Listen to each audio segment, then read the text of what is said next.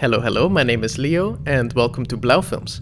We are an independent entertainment studio working on our original IP, and today I'd like to formally introduce you to a story that we've been working on for many years now, Syntactic Labyrinths. It's our attempt to create an expansive science fiction universe.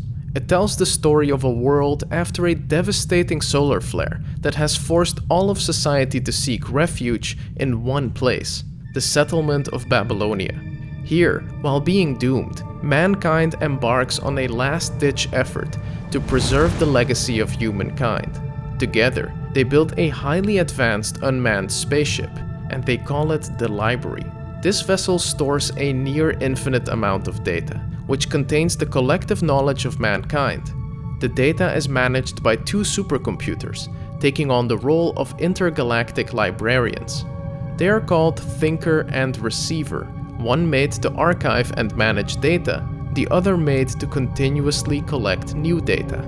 Syntactic Labyrinths takes us on a journey from Earth, through our solar system, all the way to the Andromeda Galaxy, in the hopes that a faraway intelligent species will find the remnants of humanity. But how did all of this start? It mostly started with a love for science fiction space epics.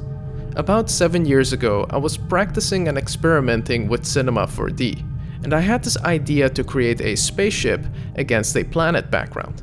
Going to bed that same night, I was actively thinking of ideas for a science fiction world. It was only after quite some time that I, by pure coincidence, stumbled upon the book The Library of Babel by Jorge Luis Borges. That's when the concepts of infinity and the paradox of syntax started to take root. Our goal has always been to make a short film, which really started with a script. Wrapping my head around the concepts of infinity and syntax must have taken a good chunk of the first year. All this time there wasn't even a title. There were, however, some loose world-building concepts related to an extreme apocalyptic scenario. An abnormally powerful solar flare not only ruined our ozone layer, but started boiling our oceans, scorching our lands, and poisoning our air. Every time I closed my eyes, I saw flashing imagery of a society living in an underground settlement, wearing hazmat suits, and archiving what was left of civilization. After discussing these vague ideas with Eric, Gabby, Charlotte, Harry, and co-author Michael Wood, it was time to get to work. So throughout 4 drafts of the script, the narrative slowly started taking shape. With each draft, it became more clear who were the people living in the settlement of Babylonia, how the library related to their collective efforts, and how Thinker and Receiver, as 2 supercomputers, would face the burden of infinity. With that in mind, zero budget, and borderline no experience making a CGI-heavy science fiction film, we did what everyone would do. We just started.